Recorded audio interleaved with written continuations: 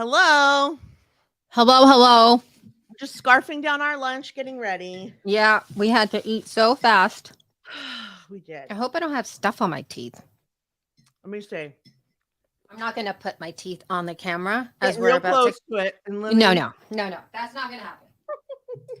I am going to drink some water and swish it. Swish it real good.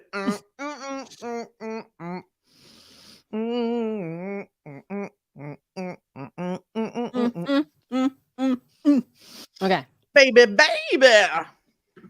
Never Okay, mind. I gotta put be quiet on.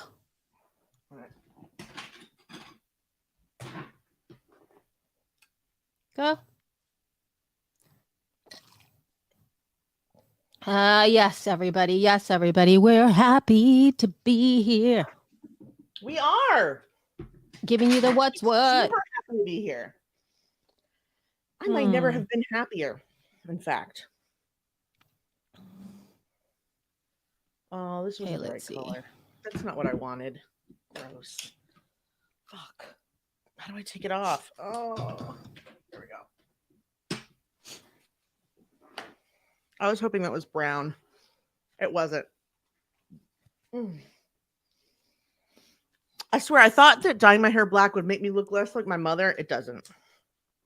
Okay, why would that be? Because your mom did not have dark hair? She was blonde, but she was a bottle blonde at the end because to cover up gray. No, I just look like her because she died. When she was 47, she became a grandmother. So I have a lot of pictures of her at this age, 47, 48, 49. Okay. And All right. even though we've never talked about it on the show or whatever, like I have consistently been noticing that our parents, or at least my mother, looked a lot older than I do. Oh, when you were, yeah, right? Mm-hmm. Like she looked 60 at 47. I think it had a lot to do with the clothes. Yes, definitely the clothes. Clothing was, and I'm thinking like, and the I hair, would have a hairstyle for sure. Yeah. I would have probably never thought that I would still be wearing what I'm wearing as a 50-year-old person. Right. That I was wearing. You're wearing like you look just like you came out of Reality Bites, right? And like you're 20. I still have the same clothes. Like my kid, like I have these 2 t-shirts, y'all. I have these 2 t-shirts, okay?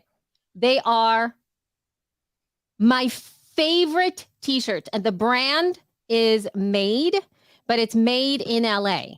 Like, so I got these t-shirts while I was teaching yoga at a studio, and they are sort of like fancy bougie t-shirts at sort of like boutique places. And at that time, the reason I got them is because when I was teaching yoga at these studios, I would get anywhere from 30 to 50% off clothing. That was part of the perk, right? Hence, every time I found these clothes, I was like, oh my God, because they were fancy yoga type clothes, right? So I bought these 2 t-shirts that are back then. So this is 2006, 2007. I still have those t-shirts. They are literally falling apart because they are this thin like material, but they just still fit so well. I had t-shirts like that for so long. I had stolen my high school boyfriend's like youth group t-shirt for his chapter, like Herzl AZA, and I wore it for so long, and then it just like it's like the fabric just gave up. This fabric is giving up. I have to find it. Hold on. I have to find it and show you. I don't even know, like, well, here's one. So I have 2 pair. One of them is cream colored, which is my real favorite. And then there's a brown color. So this is the brand. Let's see if you can see it. Hold on. Not yet. There we go. No. Okay, Made LA. Yeah. Okay. LA. You already see the the thinness, right? Almost Okay. see-through. All right. Mhm. It's almost see-through. It's great because when you put it on, it's like it looks really cute. And it is kind of, it was really awesome when I was wearing like my yoga tops underneath it, because then Yeah. you could see through it, but it was, it was cute. But I have to show you. No. So yes, that's exactly what happened to mine. Yeah, I can't. That's There we when it go. started fraying for no reason. It's Look not at like I that. did that. Yeah, it's old. It's yeah. like they're falling apart. Mind you, these are, We should be impressed at hang. they are, I know, that's what I'm saying. It's like Yeah. 17 years Yeah. old or something. Yeah. And the other reason that I love these t-shirts is because they were long sleeve, like all the way up to like, the middle of my hand. And they were really long. So they go all the way to the middle of my butt. So they're super like long, and the cut is perfect. And so I still have them. And I'm sort Yeah. of bummed because I would like to have another I set of mean, those. I'm impressed that they last as long as they did. Most of our clothes Yeah. won't last till next week. The ones that fast fashion and stuff is so useful. Yeah, this is what I'm saying. It's like I'm thinking like I think that these are the kind of t-shirts that are like anywhere from at the low end, $40 a pop at the Yeah. low end. Mhm. Anything else above that. So I remember going like, this is a huge investment, and I got them for half price, but I still have them. So La-di-da. Okay. anyway, we should begin. Yeah, we got to. Shouldn't we begin? Okay. Yeah, let's click. Hold on. I just have to test it again because it made me redo. Test. Test.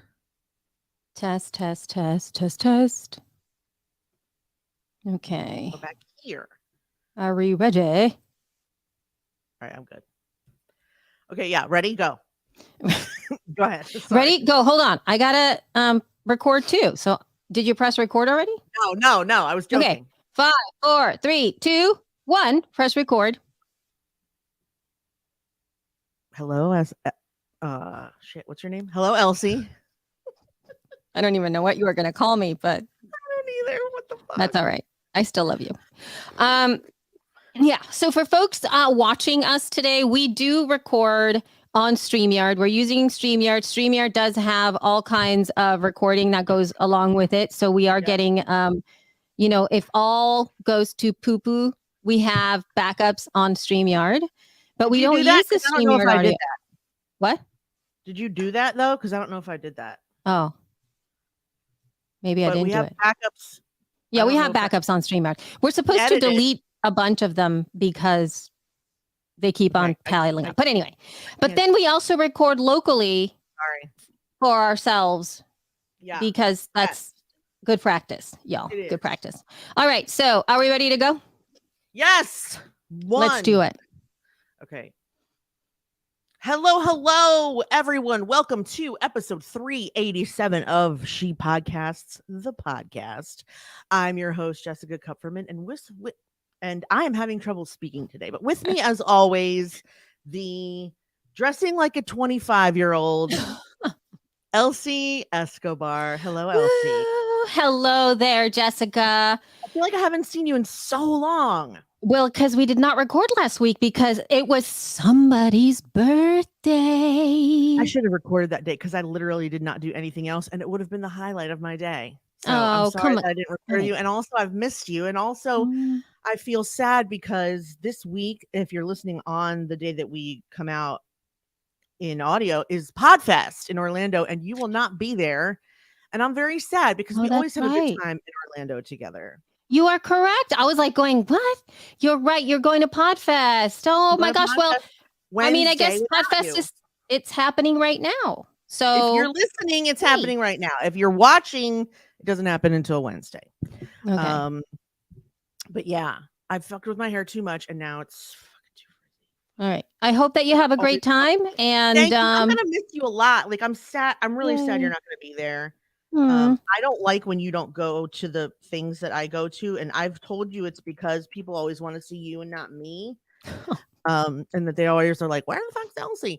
But also I want to see you and not me. I want to see you. I don't ever get to see you. Yes, I know. And I like you're always at the booth, and then I have to get to like touch base with you, and like I like all that. It's fun. My favorite part when we go to conferences together is number one, having a meal, some kind of meal, and then me bitching about the fact that I don't want anybody else in the meal. That's my favorite thing. The second favorite thing of mine is me coming to see you in your hotel room, because that's Yes. always so fun, because I always get to see all the things and we always end up laughing over something. And the funniest part is that I've only done it one time when I've come to your hotel and hung out. Usually I'm like a whirlwind of I'm here. And then we talk and talk and talk and talk, and I gotta go. And then usually you gotta go to Whole Foods. But yeah, first of all, I'm always there first. I'm always waiting for you. And then you come in, sometimes even with your luggage still, which I guess works out if your room isn't ready. And then and then sometimes you stay for like a half hour and then you have to run somewhere, or we go somewhere together, or I come and get you after you've unpacked. And yeah, I like our little traditions of having a meal. Although last time we didn't. You had a meal with Sarah. We had a meal. We spent an awful lot of that's when you gave me COVID. It was during that meal, probably. What meal was that? When we were at the restaurant, and we spent so much time at that restaurant. We stayed there for hours. That one restaurant. There was not many at that hotel. I don't remember which one. It was a Podfest, dude. We were having, what did you have? What did I have to eat? We had those really fun drinks though. It was like, I was having like bourbon kind of drinks. Every conference. I don't know. How do you not remember? We were there for dinner we've ever had. Don't you remember we were like leaving and we saw somebody we wanted to hide from, and I don't remember who it was, and we were like leaving and we're like, oh my God. And then we literally won up, but don't say whose name it was, because I actually don't remember who it was, but because we were there so long. I think this was 2 Podfests ago. No, dude, it was this last Podfest. It's when we had the Libsyn dinner at the same exact. It's when I got COVID. You got COVID just from hanging out with me the whole time. I was sick when I got there. I'm sorry to say. I didn't know it was COVID because I took a test and I was negative before I left. So I thought, I'm going to get better any day now because it's probably just a little cold. And it did not get better. It got worse. Yeah. And it was. And so, who knew? So I think that dinner was. It was either that or recording. But anyway, regardless, have fun. Yeah. Have fun. Yeah. Okay. So that's a 12-minute introduction. You're welcome. Yes. You're welcome. Thank you, Melissa, for sticking around. And everybody else has fucking gone away. Yes. No worries. We have so much cool shit to talk about today, though. So y'all are gonna Here we go. Yeah, I didn't record last week because it was my birthday. I didn't really do anything else. And then yesterday was Emily's birthday. And she's going to be 26. I thought 25 all year. She's going to be turning 25, and she already did. So I guess as children get older, you just forget how fucking old they are. Yes, you do forget. I think that, yeah. I'm pretty sure Nate's 24 still, though. Gotta think about it now. Okay, so he was born 98. This is a 3, which means he'll be turning 25 this summer. He's right behind her. Okay. That's nice. Anyway, okay. What are we covering first? Okay. Yes, let's talk about some news, and I think we should cover what we just decided we could read. Okay, all right. So let's go ahead and cover the latest. This is like literally just came out. Sorry. Usually it takes us a little bit to cover some of these news because they are, it takes a week. We are recording through the week. And then a lot of the time we do the chit chat thing, and sometimes we just never get to the news. But alas. No, but this time we're getting to all the news. We're going to hope to do it. So this is an article that was just published on Variety. So this is Variety, the magazine, variety.com. And the title of this is called Podcast Exclusivity is Quickly Becoming an Outdated Strategy. This is per Tyler Aquilina, or if you want to say it, Aquilina. That's also another way, I guess. I don't know how he likes to have his name said. Okay. So, and anyway, go forth. Go ahead and discuss, Jessica. Okay. Go forth. I'm gonna not subsidize. summarize the article. Couldn't think of the word. What's wrong with me? Okay. Okay. So this article is in Variety. We will give you the link in our show notes. It says if it's too early to declare platform exclusive podcast deals dead as we move into 2023, it's becoming ever clearer. This business model is not likely long for this world. I wonder why. Maybe it's because they took something that was free and made people pay for it, and we don't want to do that. Meh. Okay. The tide is turning as we enter what many observers project to be a difficult year for the podcasting industry. Have you heard that already, Elsie? I'm assuming. Mhm. But if you're listening and you haven't heard that, start looking that shit up because it's crazy. As in the streaming video space, the major audio players are reporting reining in their spending amid economic pressures, bringing the booming market of the last several years towards a close. Most popular podcasts claimed a sizable chunk of the ad dollars. And so creators will have to maximize ad revenue as much as possible. Limiting their audience through paywall is not their best plan. So, and then also I wanted to point out that this last fall, Spotify canceled 11 of its original podcasts from Gimlet and Parcast, which, by the way, they paid $250 million to acquire in 2019, and they laid off employees from both divisions. A statement from them, from Gimlet and Parcast, said that the exclusive caused a steep drop in listeners, as high as 3/4 of the audience for some shows. Now, I didn't highlight anything else in this article, but or did I? Wait, there's something at the bottom that I did want to point out though, and it got unhighlighted. Where did it go? Oh, the biggest performers are not immune to this either. Rogan's impact diminished after his podcast became an exclusive. Before, he would gain 4,000 Twitter followers in a week, but that dropped to around 2,000 after he got exclusive. I mean, it's so cute that they thought this would be a good idea. But it's not, because the only person I've ever seen it be a good idea for, there's one person that went paywall and it didn't affect him. And I actually don't know the study and the deets as to whether or not it did affect him. But I'm going to go ahead and say it because it's my favorite person to talk about that you hate. Oh, no. Howard Stern. Oh. Howard Stern went from like regular radio to Sirius XM, and that's a big paywall. That shit's not cheap. Like Sirius XM is very expensive.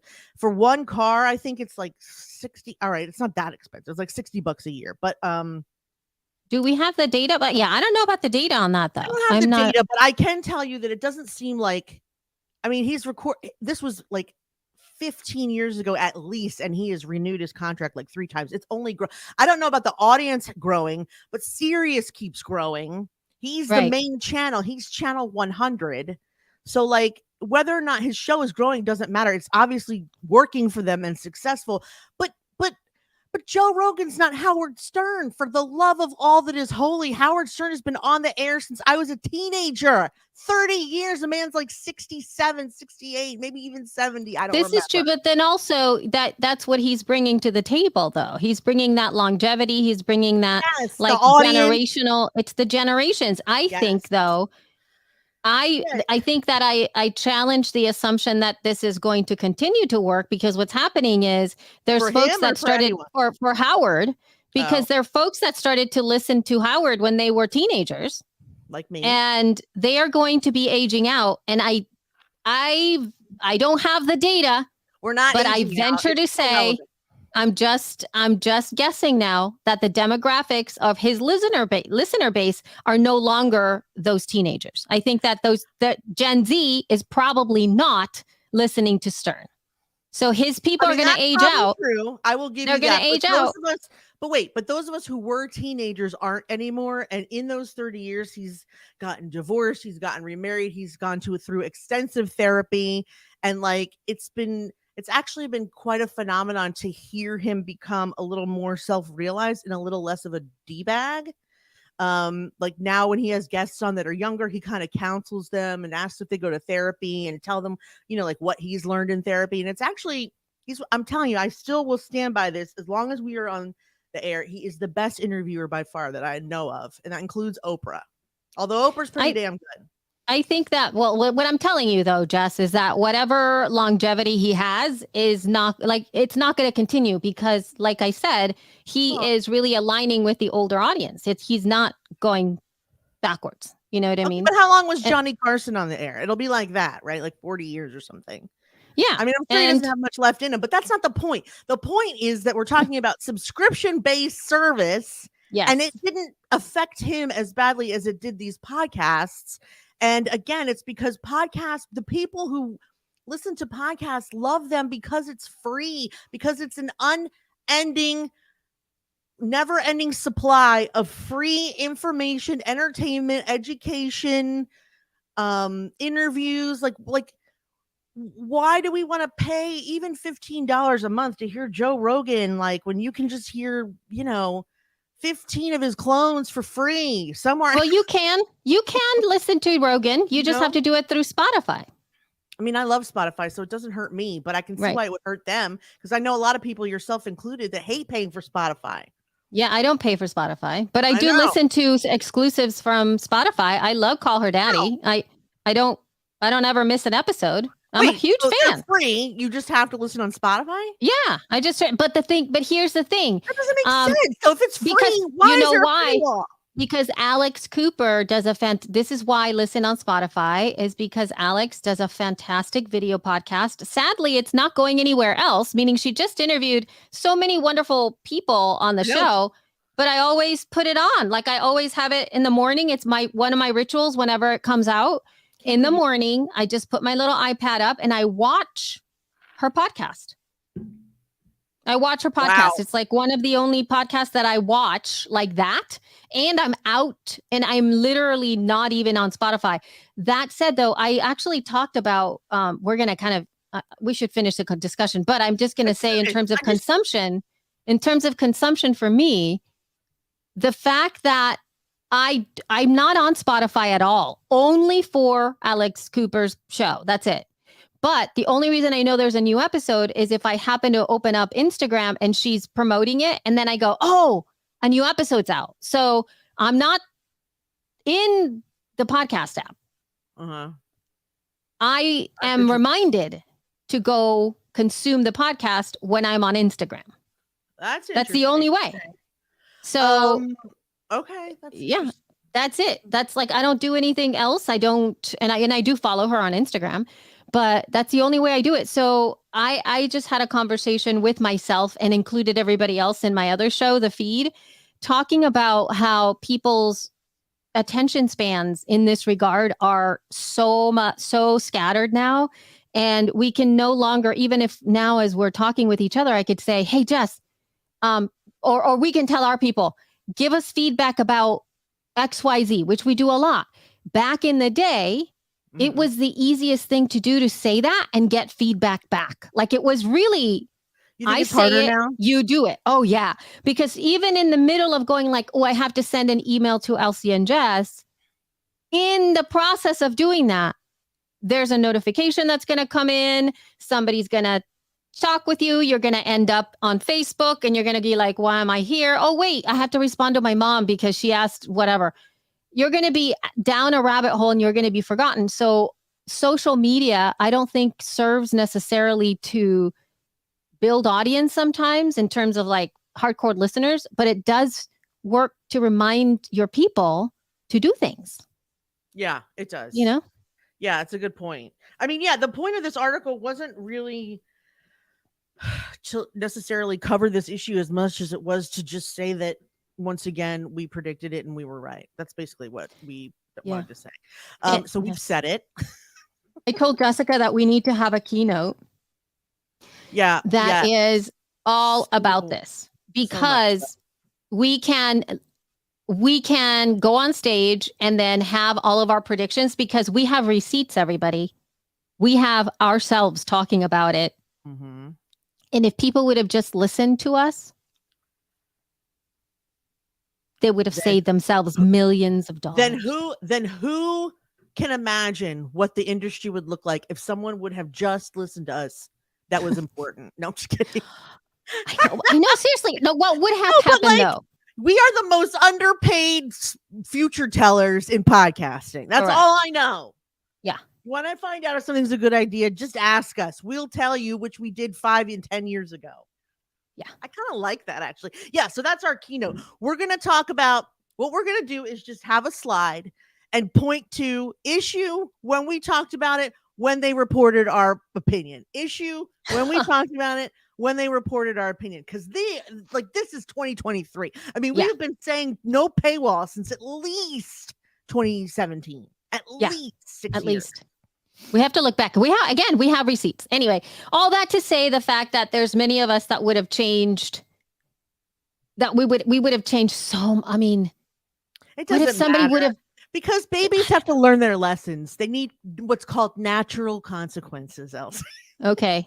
This is These were classic millions of dollars of parenting. consequences though. I I know. mean, Such a waste. And I feel quite badly for Gimlet, which was like self-started, and he probably saw that enormous payday when Spotify paid $250 million for Well- them, and now they're being canceled and laid off. Like, that's Okay. horrible. So I get it. And I think that there's something to be said about that, Jess, too, because we did cover, when Gimlet started to coming through and start up and how exciting it was at that time to do all those things. And here's how the way, and then I think that I've said this over and over again, not only on this podcast, but in my other show as well, and as well as Rob, where it's like, if somebody would have come to us with millions of dollars, I think we said this, or I know I did. I would have said, let's do it.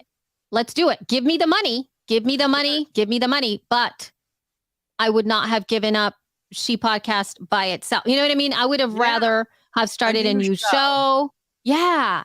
And started a new show, done the thing. Not the product. The product is the show that's currently doing well. That's why they wouldn't have done that the way you Correct. But then at the same time, here's the other thing though. Let's say they would have come to us 2-3 years ago and said, let's go on the low end. Let's go on the low end. Let's say we got 5 million. Mm-hmm. Right. That's not too bad. Or even like 3 million for our show. Mm-hmm.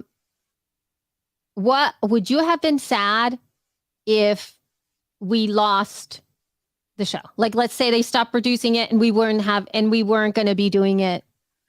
Kind of, anymore. But yeah, I mean, only because because I wouldn't have. I'd have been like, let's do the LC and Jess show. So, you know what I mean? Like, I would not have. I mean, but there's. I don't care. I wouldn't have cared. I had 3 million. But we don't know. Then okay, you have 3 million, but not your logo, not your website, not the name of your show, not the name of your community that you built yourself by yourself. Well, excuse me. I would have been like, no, there's washed her hands of it, ladies and gentlemen. There's all the things that I could have done. Like, it would have been so great to just move forward. I mean, yeah, that's the other question is that are the Gimlet people like laughing all the way to the bank? I know, this is what I'm saying. Pissed? We are thinking, oh, yeah, they have mind you. $250 million. You're right. And so, and here's the thing. This is what makes me sad though. Like the sadness or my heart goes to the folks who are working. There's a lot of people who were employed. There's a lot of people who didn't have that payout. So in that respect, it sucks. Absolutely. No, regardless of what it is. But if I would have gotten that upfront payment for me to be here, or at least guaranteed X, right? Guaranteed whatevs. Yeah. Right? I would have been able to go forward without being, I wouldn't feel as afraid of losing something because we were not in a position where we were going to make that amount of income during that amount of time. Right? True. Yes. So given like something like Rogan, the potential for him to make that money, he might have undercutted himself because he got the payout out front, I think. I mean, I actually don't know how much money he got out front. I don't know. So I don't know how much money he actually at least got. half. Yeah, who knows? Right. And so I would have to lay it out in being able to build. Like if I would have been Rogan from the get-go and like he had made this decision, whatever money I would have gotten would have immediately been invested in creating my own infrastructure to keep going if something funky happened. So the minute Spotify's like, we're done here or it's not going to happen anymore, I would have been like, okay, bye. And like, just switch things over this way and be all set up. Like that's how I would have played it. I would not have said like, I'm going to build it on this platform. So even like with Alexandra Cooper, I think she's doing a great job doing so many things. Mind you, Spotify is really behind her and really pushing for her. But at the same time, like I would go all in if I was Alex to start to build an infrastructure around her community. She is putting some like swag out that she's going to be, great outfits or whatever, like more sweat. Yeah. Merch putting out there, live events, like something that she can have had investments in, or even just transitioning into TV. She's doing such like a show for Netflix, the Call Her Daddy show for Netflix. Like that would be a great. She's awesome on camera. She's a great interviewer. So that's what I would do with her. So go ahead. Sorry. No, I'm done. I kind of want to talk about Twitter now. Can we? Do it. Let's talk Twitter. Okay. Next in the news, Twitter has officially banned. Oh, sorry. I didn't mean to interrupt you. No, go. Twitter has officially banned third-party clients with new developer rules. Also on the verge, right? Alex Castro. Almost a week after it blocked third-party access to the Twitter's platform and offered no explanation as to what was going on. The new rules state you cannot use their API to create or attempt to create a substitute or similar service to the Twitter applications. I mean, let me just, in case you're not up to and if you're not up to it, then I can't believe it. But do you have any idea how many third-party apps there are for Twitter? I don't even know. But I know that on my phone alone, and I don't even use Twitter, there are at least 3 that are installed that I never touch. Twitterrific, Tweetbot. I mean, it's crazy. I get their point. Like, don't create any Twitter copies. But who's to say what that is? Is Twitterrific? It is a Twitter copy because it's Twitter, but just a better way of like organizing Twitter. Like, I don't know what they're thinking about. I just love watching Elon just run this shit to the ground. Maybe he's doing it because he's still salty at the CEO. Maybe he just bought it so that he could run it into the ground because he's a billionaire and he's got it like that. I can't imagine why else is happening.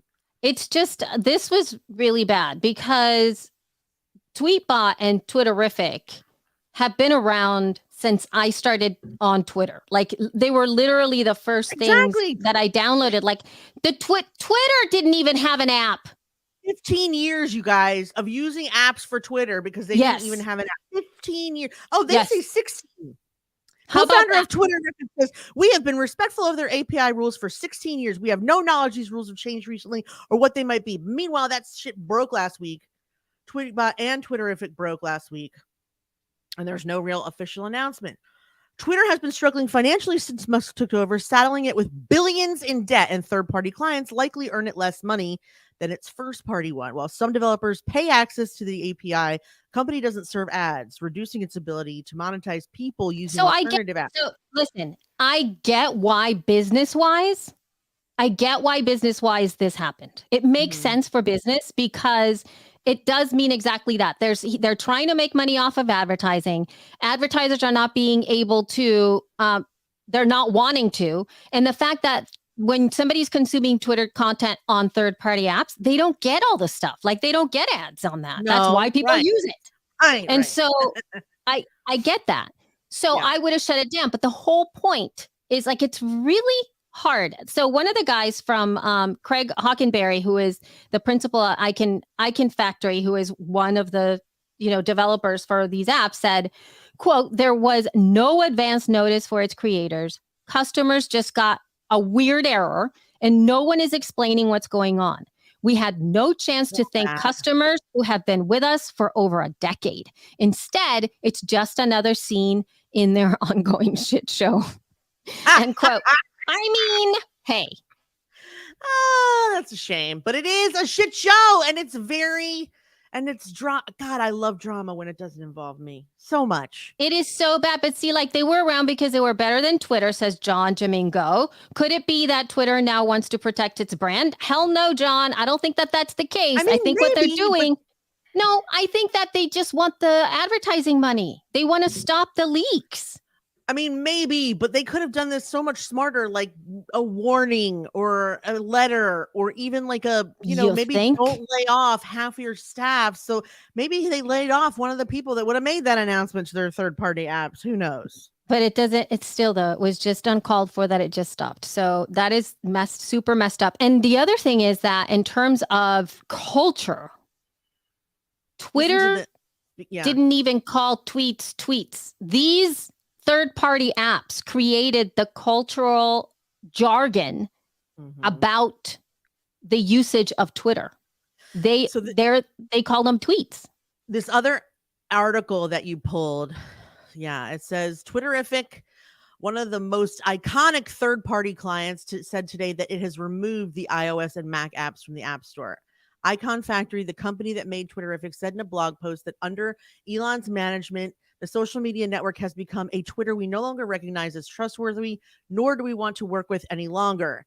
It was this app, Twitterrific, it says, has a rich association with Twitter. It was one of the first mobile and desktop clients for the platform, and it helped form the word tweet. In fact, Twitterrific was built in 2007, even before Twitter made its own iOS app, which is what you just said. Mm-hmm. I'm now repeating you. That's it. That's all I want. I just cannot believe. God, they're dumb. All right. That's a shame. I mean, it's a shame, but it's interesting news. What do you want to talk about? Because you're like taking my lead today. So yeah, I am. I think that. Hold on. Now, John's saying we hate Twitter. I don't hate Twitter. I kind of don't like it, but like there was a time when I used it exclusively. Like, I mean, it was 15 years ago, but it's not whatever. Elsie likes Twitter. I don't. I have stayed away from it because it's now no longer what it was. So, but I just found something. There is value. So I'm not engaging with it as much as because I very much enjoyed my experience of Twitter. I've been on Twitter the longest out of any social. Like I started a Twitter account before I started a Facebook account. Well, I guess MySpace might have been the first. I actually don't remember. But I started, so I've been on Twitter for so long. It made me so many good friends, and it's just changed so much though. Like, cause I have to be on Twitter every day. So I'm in it, but not as me. And so I've seen a huge transition from the daily use. And on my own personal feed, I'm just like, what happened? It is completely different place. That said though, this morning I opened up Twitter and there was a Twitter thread about building community from a company that I've never heard of before. And I found 5 separate resources that I had never heard of that are amazing. And then I immediately signed up for 2 newsletters that Really? It was so like, wow. Like where else would I find this is what I'm saying. So in that respect, like the weird, like I just opened up Twitter and I saw this tweet with all of this information that I needed to know right now, essentially like stuff that I'm really interested about. I don't know how I would have found that anywhere else. And so it made me think, I'm like, it's so valuable in so many different ways. Why did he have to completely murder it? Yeah. It's just, it makes me so sad. It is really sad, only because it's been a cultural phenomenon for so long. But I'm also kind of glad because I don't enjoy my time there. I feel like I enjoy reading other people's tweets, but I don't feel like I have anything good to say on Twitter myself. Yeah.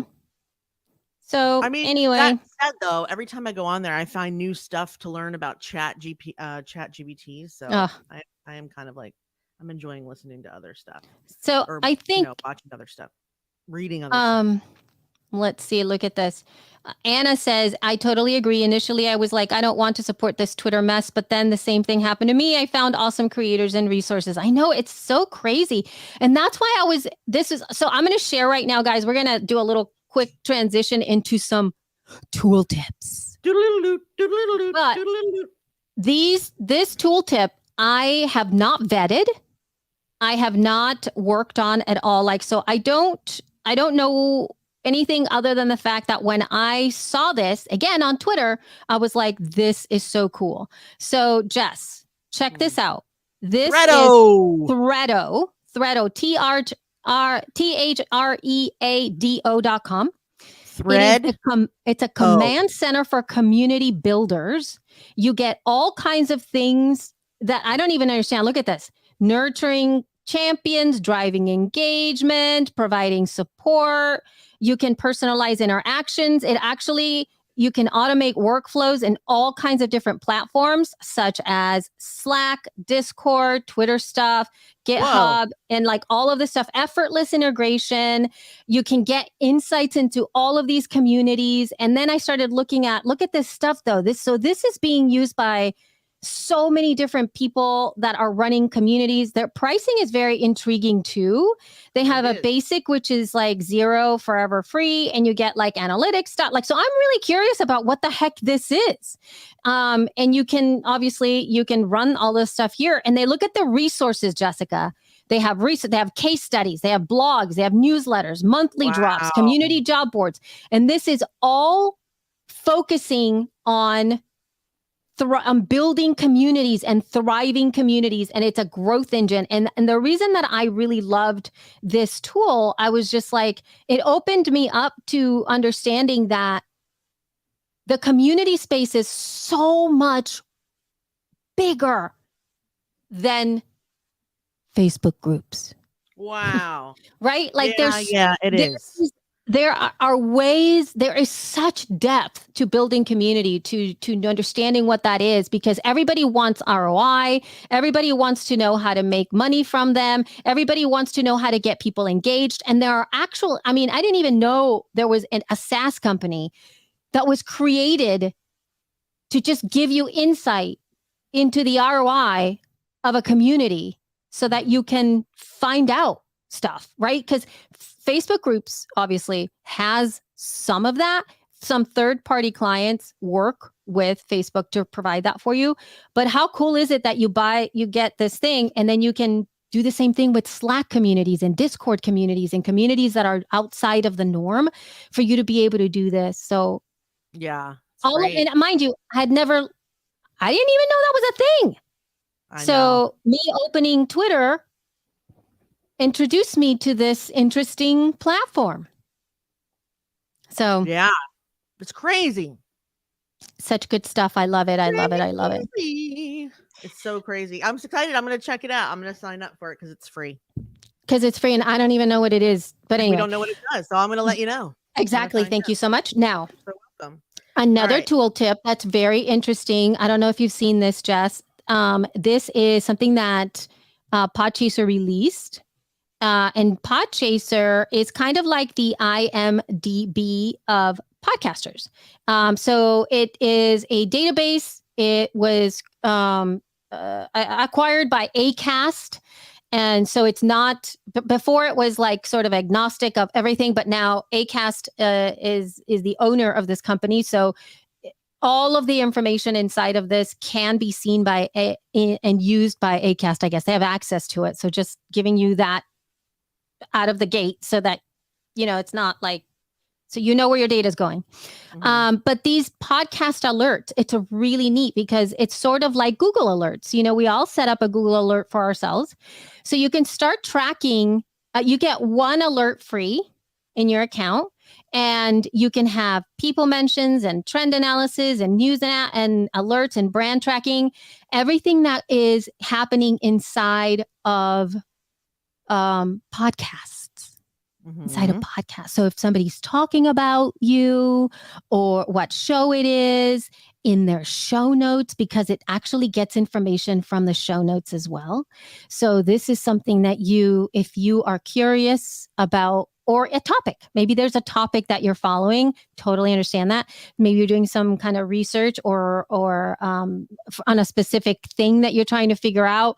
This is actually a really great tool. I signed up for it for not just myself, just my name, but I also started using it for Libsyn, but it's a different account, by the way. You have to it's not the same. Like I don't have it on my own personal account that I'm doing this, but they send you a little list, and they send you an email with all of the mentions, and it's such an amazing way to find out. It's really good. So Jess, this is a really good use for let's say at some point we build an affiliate program or something along those lines, and we can actually look to see how many people are using that URL inside of their podcast show notes, because you can really easily scan it and go oh, so-and-so is really sharing the URL or whatever. And you can send, and you get that directly into your email, which is kind of neat.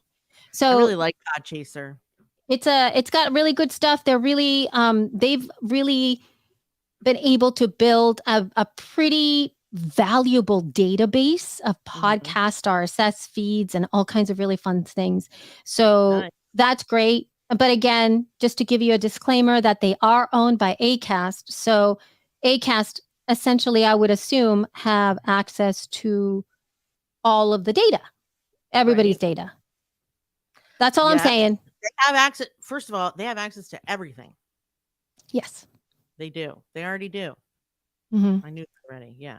So I'm just saying, just in case.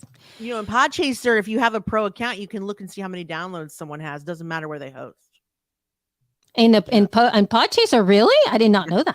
Oh yes, I can. Wait, how do they know that? How do they know the?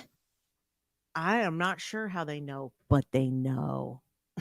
They definitely know, because I have a pro account and I can see. Even if from anywhere? From anywhere. Name me Can a you show. find us there? Yep. Let me see. Yes, I can. She podcasts. I even have 4 followers on here. Let's see. We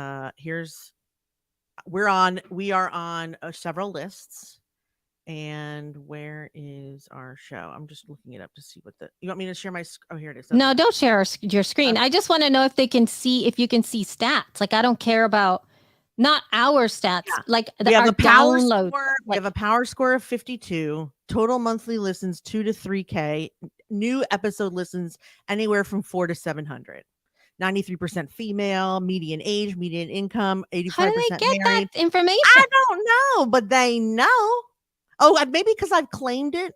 Like I said, yeah, this is my podcast. And then maybe they have the feed. I claimed it too.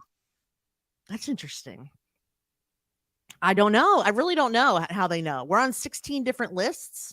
It says there are 5 creators of the show. That's not right. It's because John has been added, and I'm sure. No, it's not. It's Sky, Rob Walsh, and Kristen Meinzer, which is weird.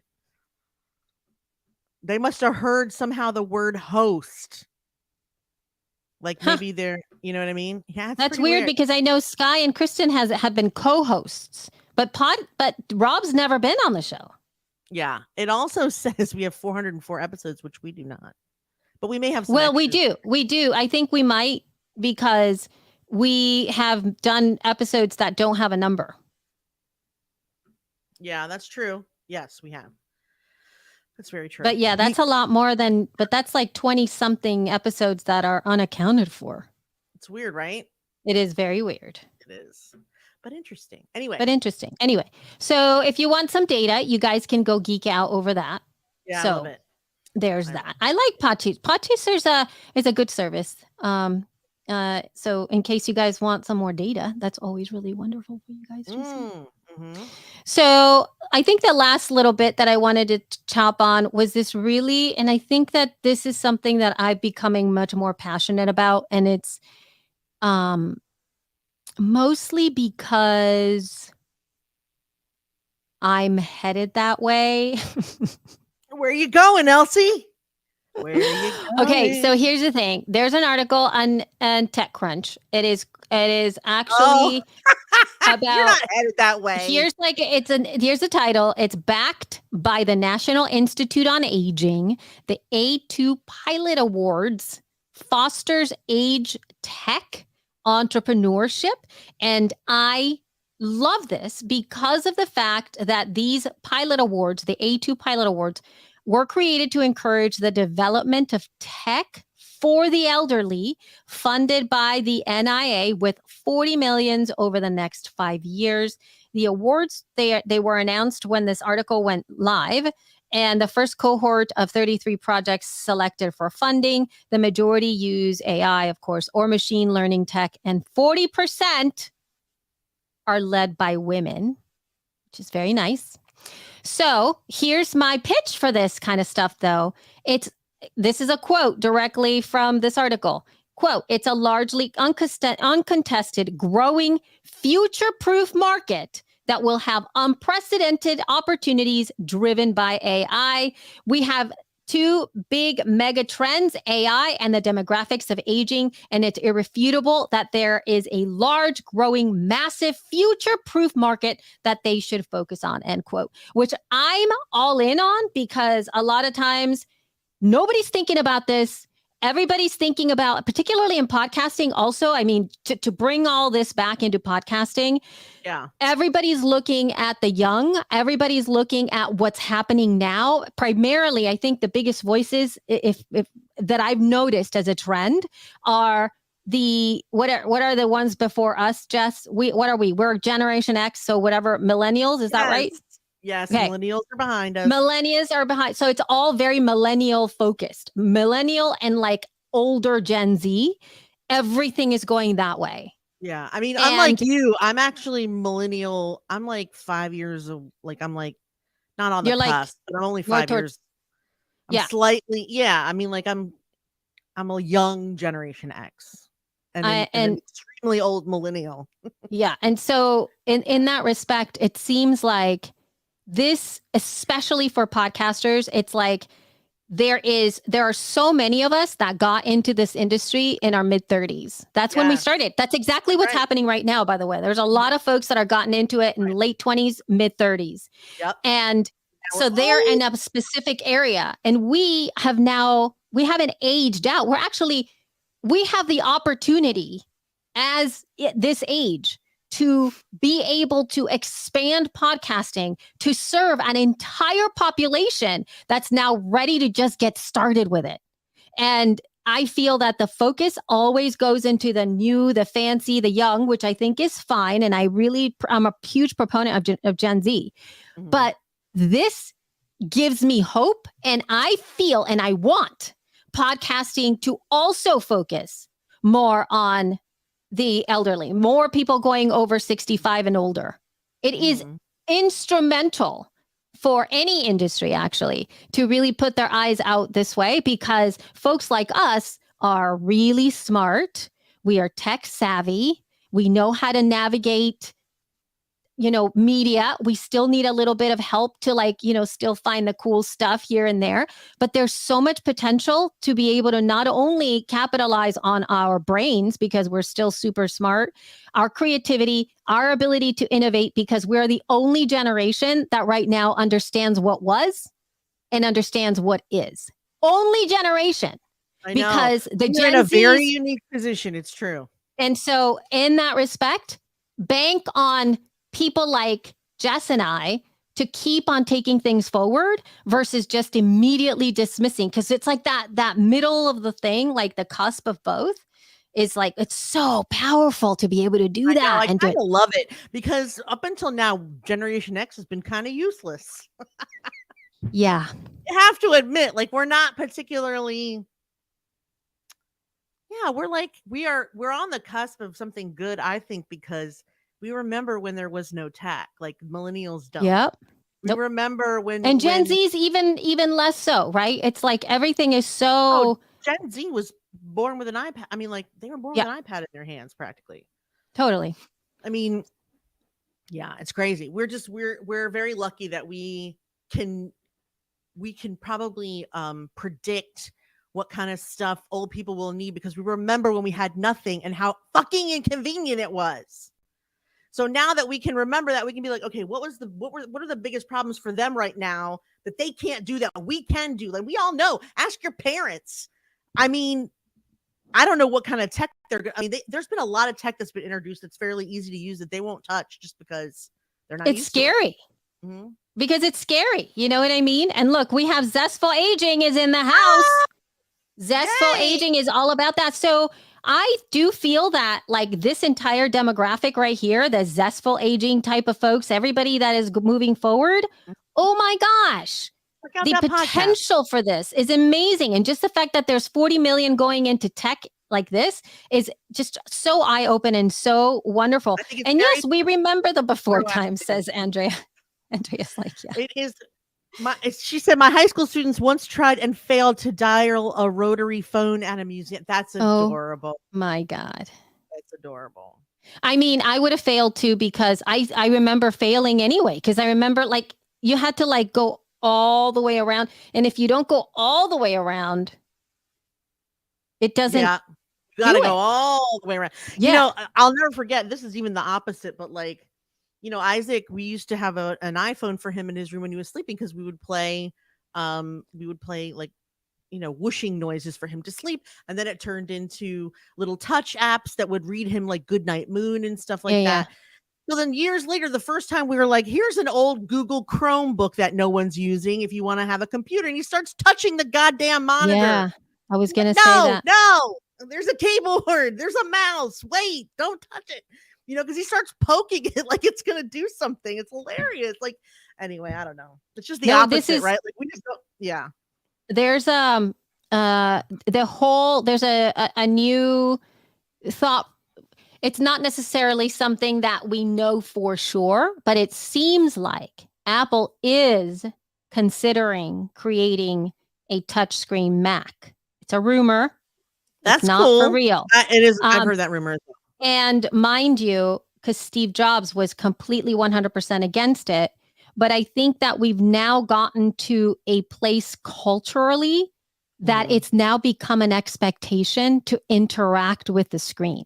So being able to not only use your keyboard, but also reach forward. I mean, I know, have you reached into your MacBook Air or MacBook Pro or whatever, when you have your thing on your lap and messed up sometime and tried to move it with your hand?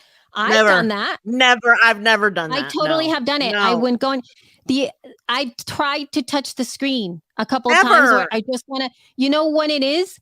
When I'm doing editing or when I'm listening to audio, because the way that I move the like this thing, I forgot what it's called, the Magic trackpad. Yeah. You like Magic. Open it up and to close it up with your fingers. And so when I do that with a Mac, like sometimes I just want to open up. But I can do that on my MacBook Pro though. I do that. Yeah, well, that's what but when I do that, I also do that on the screen. Like if it's on there, like I've touched it before. I don't touch that screen, girl. I have touched the screen. Touch that screen. I have touched the screen. The other day though, Jess, I was looking at a tiny, it was like a piece of paper and it was really small. It was a piece of paper. And I wanted to make it big. Like I literally was like, I almost was like gonna go like just to make it big. You may want to look into your senility. You are getting old. I am getting old, but the behavior is there now. We want to be able to interact with it with our hands and move things around super easy. It doesn't feel the same. So go ahead. No, you go. We've been watching a lot of Star Trek lately, and I'll tell you what, every once in a while we will rewatch a series like Voyager or Deep Space Nine, whatever. And right now we're in Voyager, and I can't tell you how much technology they have that we have. Like when they're getting letters from their family, they're on little iPads. I mean, like I just wonder if Steve Jobs was a Star Trek fan, because so much of what they do we have now that we can do.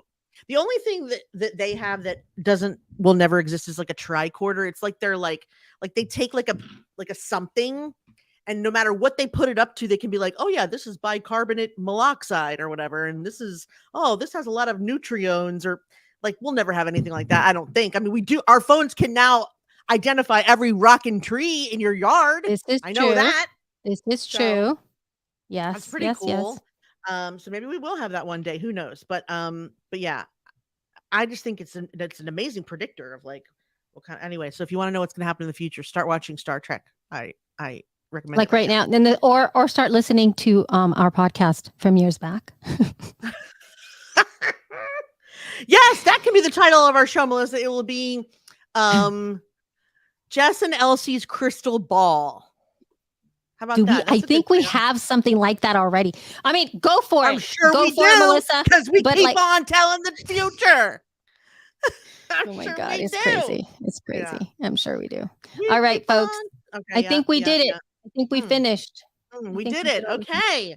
You guys, oh, there is one more thing I need to say. If you are listening to this and you have listened all the way through and it's Friday, then you should know that we have made an enormous announcement on Friday morning. And you're going to want to go. I can't tell you the website now because we have people that are listening live, but yeah. Go to our website if it's Friday and check out what we just announced because it's amazing and incredible. We want all of you to be a part of it, and you're not going to want to miss it. It's very exciting. right. It's industry groundbreaking. Yee! Okay. That said, thank you, everyone. Thank you so much for listening to She Podcast episode 387. If you want to find any of the links and articles that we talked about, you can go to shepodcast.com. And you can find our show notes there. You can also find us on Instagram, Twitter, Facebook, TikTok, and Pinterest. I feel like those are the ones. Maybe not so much on, I guess we are still kind of on Twitter. I don't know. If they go down, we'll let you know. But anyway, follow us on all those places. Sign up for our email, shepodcast.com/join the community. And we will see you next week. If you want to watch us live, it's Mondays at 1 p.m. EST on our YouTube. Oh, yeah, we're on YouTube. I knew I forgot one. On YouTube, on our Facebook group, and LinkedIn. I forgot that one too. Oh, Gavalt. All right. Goodbye. I'm hanging up now. Okay. See ya. Wouldn't want to be ya. Bye. Love you. Mean it. Bye. All right, let me hit the recording so we can stop. That was a fun episode. So much to talk about. Stop. Okay, stop. Here we go. We stopped. We stopped. Do you think I should tell them, even though No. I can't. I really can't because if I tell them, they'll find the website and then it's not ready Just yet. don't. I'm not, but I have such a big mouth. I love You telling do have a secrets. big mouth, hence me not saying anything to you. I'm very excited. And if you're at Podfest, you'll see me announce it live. It's going to be in the keynote in the morning. Exciting. Melissa just sent me a Slack note. Do not tell them. I know. Okay, Exactly. I'm not. It's like I'm not. really I horrible, want right, to, but I'm Melissa? not. What? That I have a big mean- mouth? Yes. Hey, I am who I am. I'm Popeye the Sailor Man. You know what I'm saying? You can't change me. You can only just love me, maybe even worship me, but you Oh can't my change me. God.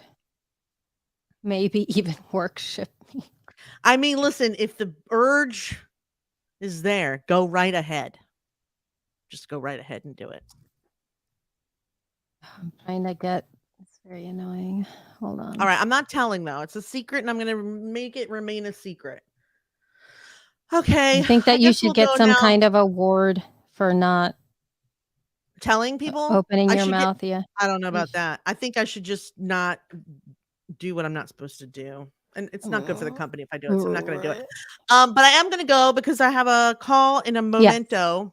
Okay. But I do love you and I'm happy to see you. And I do wish you were coming. I'm sad that you're not. Yay. I know. I'm actually sadly not sad.